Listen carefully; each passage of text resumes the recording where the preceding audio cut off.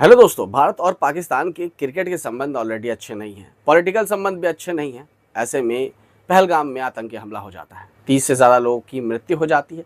जिम्मेदार बनता है द लश्कर-ए-तैयबा, पाकिस्तान का एक संगठन, और वो संगठन जिसने ऐसे पहले बहुत सारे हमले किए हुए हैं। लेकिन सवाल सबसे पहला ये है कि आखिरकार हमारी कंट्री में आतंकवादी हमला अचानक से हो कैसे जाता है। इसके ज़िम्मेदार जम्मू कश्मीर की गवर्नमेंट कहीं ना कहीं है और हमारी हिंदुस्तान की गवर्नमेंट भी है कि इतने सारा सिक्योरिटी रीजंस की वजह से, आप सबको पता है कि ये पर्यटक स्थल, लेकिन उसके बाद भी हमले हो कैसे जाते हैं।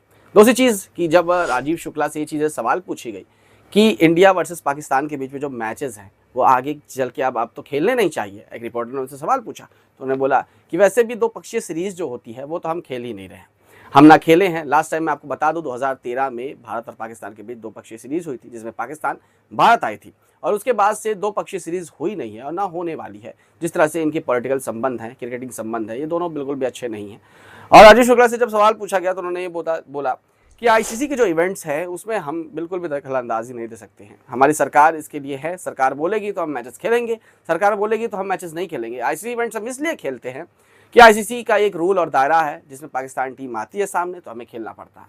राजीव शुक्ला ने क्लियर वर्ड्स में बोला कि कोई भी दो पक्षीय सीरीज अब हम पाकिस्तान से नहीं खेलने वाले हैं अगर सरकार इसकी अनुमति देती है तो, क्योंकि आप सब जानते हैं कि इंडिया पाकिस्तान के पॉलिटिकल संबंध अच्छे नहीं है, आतंकवादी हमले भी होते रहते हैं भारत में। लेकिन सवाल सबसे बड़ा ये उठता है दोस्तों कि आतंकवादी हमला भारत में हो कैसे जाता है, जम्मू कश्मीर में हो कैसे जाता है।